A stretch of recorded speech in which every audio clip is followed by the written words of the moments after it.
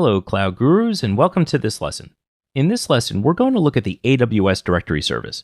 So this is a very Microsoft-centric topic, and if you're not that familiar with Microsoft technologies, especially services like Active Directory, don't worry, we'll break it all down for you. So let's jump right in. So what is AWS Directory Service? Well, it's actually not a single service, it's a family of managed services. And these allow you to connect AWS resources with existing on-premises Microsoft Active Directory. This is a standalone directory in the cloud, and it allows users to access AWS resources and applications with your existing corporate credentials. You can also log into the AWS Management Console using those same existing corporate credentials. Directory Service also enables single sign-on across any domain-joined EC2 instance. So if you have your fleet of EC2 instances all joined to an Active Directory domain, you don't need to manage the credentials on any individual EC2 instances. It's pretty convenient. So if you don't come from a Microsoft background, you might be wondering, what is Active Directory? Well, this is an on-premises directory service that's used by most enterprises. It's a hierarchical database of users, groups, and computers organized in trees and forests. And you can apply what are called group policies to help you manage users and devices on a network. Now, under the hood, Active Directory is based on two protocols, LDAP and DNS, Lightweight Directory Access Protocol and Domain Name Service. And it supports Kerberos, LDAP, and NTLM authentication protocols. And Active Directory is intended to be configured in a highly available configuration requiring multiple servers. So the downside of that is that there's typically lots of management overhead, which is one reason why you would want to use a managed service. A managed service like AWS Managed Microsoft AD. So this provides AD domain controllers running on real Windows servers.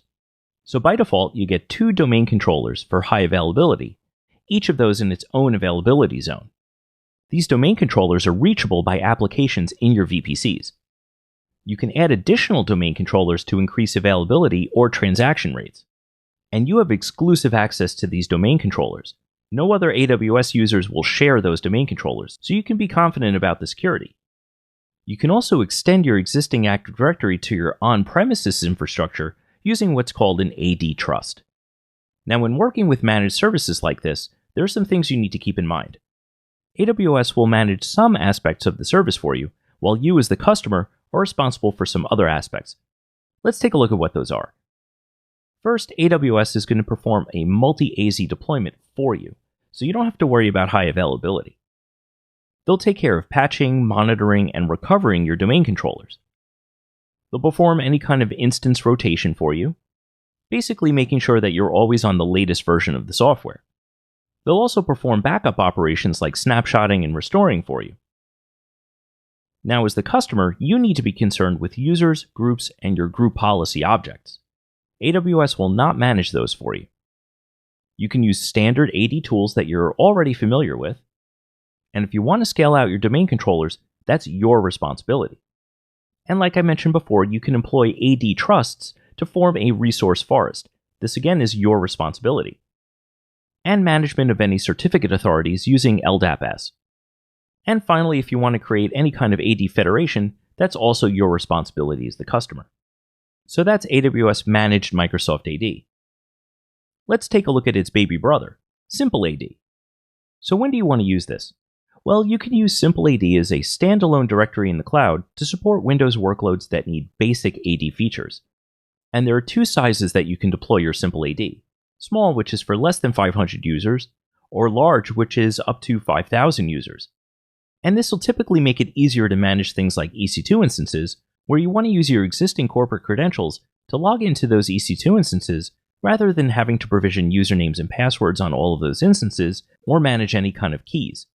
And again, any kind of Linux workloads that might need LDAP are perfect candidates for using Simple AD. Now, one thing Simple AD can't do that Managed AD can is that they can't support trusts. So in other words, you can't join Simple AD to your on-premises AD infrastructure. So that's Simple AD. Let's take a look at the AD connector. When would you want to use this? Well, AD connector is your best choice when you want to use your existing on-premises directory with compatible AWS services. So AD connector is a directory gateway or proxy for your on-premises AD. This helps you avoid caching information in the cloud. And it allows on-premises users to log into AWS using AD. So you can join your EC2 instances in AWS to your existing on-premises AD domain. And as your needs grow, you can scale across multiple AD connectors. So those are the three Microsoft-compatible services: Microsoft Managed AD, Simple AD, and AD Connector. Now let's take a look at Cloud Directory. This is a directory-based store intended for developers. It supports multiple hierarchies with hundreds of millions of objects. And some places you might want to use this are applications that implement org charts, course catalogs, or device registries. And this is a fully managed service, so no infrastructure for you to manage. So that's Cloud Directory. Finally, we have Amazon Cognito user pools. Now, it's kind of interesting to me that AWS include Cognito user pools in directory service because it really has absolutely nothing to do with any of those other services I just mentioned. But for the sake of completeness, we'll cover it here. So Cognito user pools are a managed user directory for SaaS or software as a service applications. It's intended to enable sign-up and sign-in for web or mobile applications. And you'll typically see Cognito user pools used with social media identities. So for example, you can log into a SaaS application using your Facebook, Google, or Amazon credentials. So for the exam, it's important that you keep straight which of these services are AD compatible and which are not AD compatible. So for the AD compatible services, we have Managed Microsoft AD, also known as Directory Service for Microsoft Active Directory, AD Connector, and Simple AD. So these solutions also enable users to sign into AWS applications like Amazon Workspaces and QuickSight with your Active Directory credentials.